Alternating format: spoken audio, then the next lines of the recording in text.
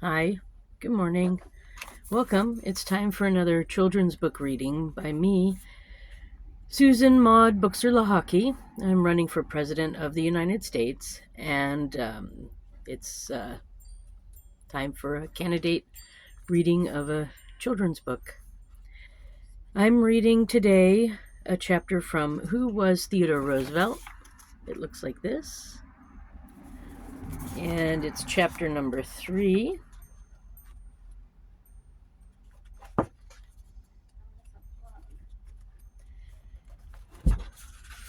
Chapter 3, On to Washington.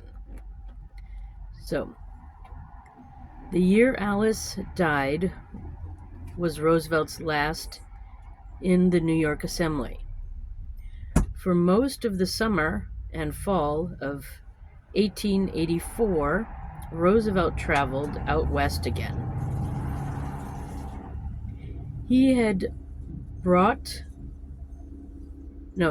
bought a cattle ranch in North Dakota along the Little Missouri River. For a few months, he enjoyed a simpler life. Back in New York City, his sister Anna took care of young Alice, and work continued on his new home in Oyster Bay. It would be called Sagamore Hill. In the West, Roosevelt often hunted, once spending 24 straight hours on horseback. At times, he set out alone, cooking the animals he killed over an open fire and sleeping outside under the stars. The vast open space of the West, he wrote Anna, was a curious fascination for me. So that's his new house he built.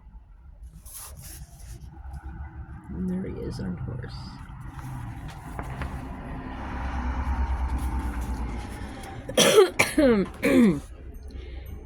He soon bought more land and built a new ranch, which he named Elkhorn Ranch.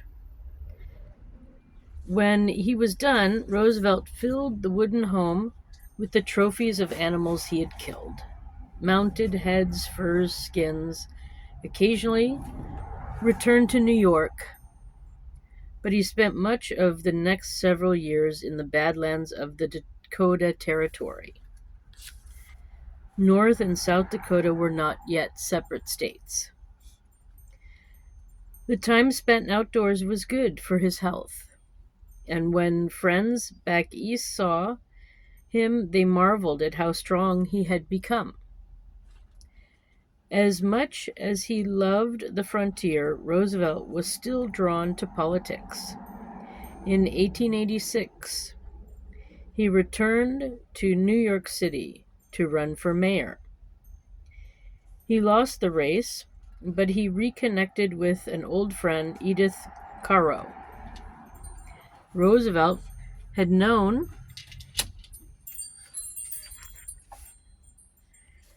Edith almost his entire life. She and Corrine Roosevelt had been best friends as young children. Edith often spent time at the Roosevelts' home and joined them for summers in Oyster Bay. Theodore sometimes took her out in a rowboat and had even named the boat for her. So there's his antlers and a friend.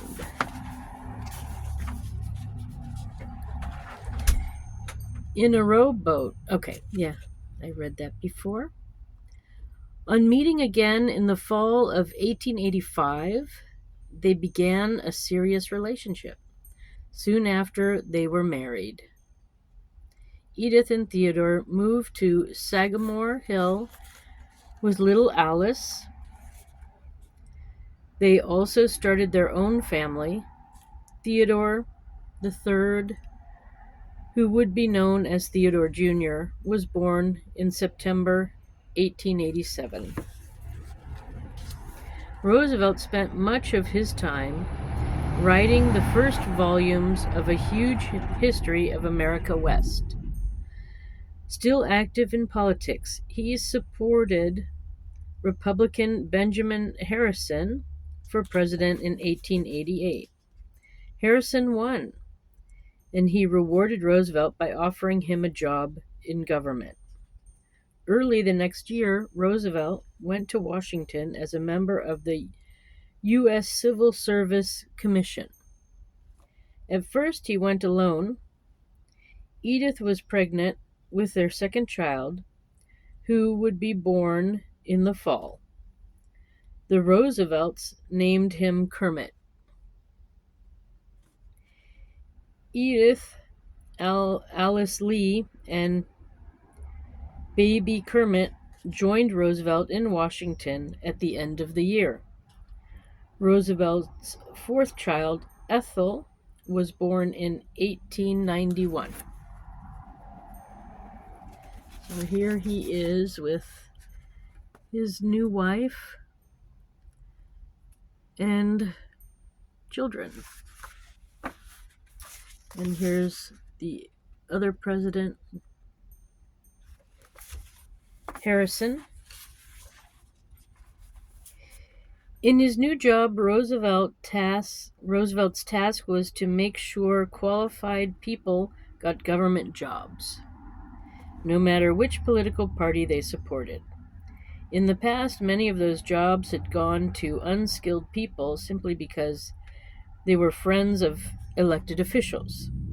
As usual, Roosevelt tackled his new job with tremendous energy. He wanted to make politicians in both parties follow the rules for offering jobs. That eagerness upset some Republicans who liked being able to reward their friends with government positions. Overall, Roosevelt loved his job, his family, his life. He was often heard whistling happily as he walked about. One friend said that for him, life was the unpacking of endless Christmas stockings. Roosevelt was always thinking of his family's future. In 1894, he and Edith had another child, Archibald. He wanted to make sure his children received good educations and enjoyed the ease and comfortable life that he had known as a child. He was also thinking about his own future when he walked past the president's home, then called the executive mansion. He imagined himself living there someday. But before seeking such an important office, Roosevelt turned his attention back to New York City. Early in 1895, he took a job as one of the city's police commissioners. His goal was the corruption of the police force. So here he is, walking the streets of New York. For Roosevelt, that sometimes meant disguising himself and prowling the streets in the early hours of the morning. One hot summer night, Roosevelt put on a long coat and pulled a hat down over his face. He searched the streets to see if the policemen were doing their job. He found one asleep when he should have been on parole. Another was flirting with a young woman. Roosevelt approached the man and asked, "Is this the way you attend to your duty?" The officer threatened to fan him with his nightstick. Roosevelt then informed the officer who he was and told him to report his office the next morning.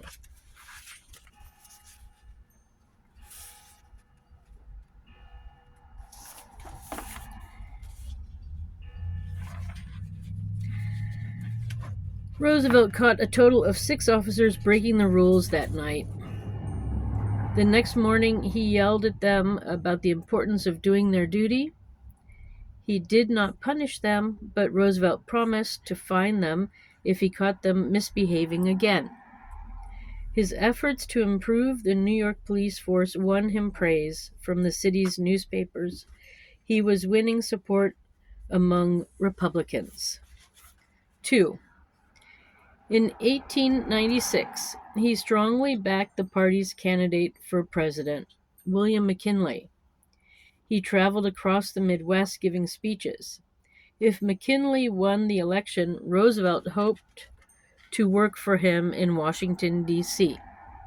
McKinley did win, and in 1897, he named Roosevelt the Assistant Secretary of the U.S. Navy. Theodore Roosevelt's political career was on the rise. So here's a picture of William McKinley.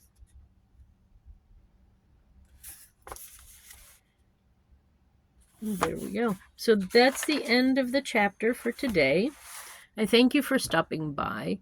My name is Susan Maud Buchser-Lahaki. I am a candidate for President of the United States.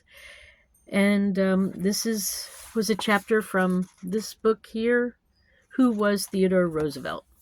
So I wish you all a good day wherever you are. And if you want to look up my campaign, it's Susan4USA.com. That's Susan, the number 4, USA.com. Thanks again for stopping by. Have a good day. Bye for now.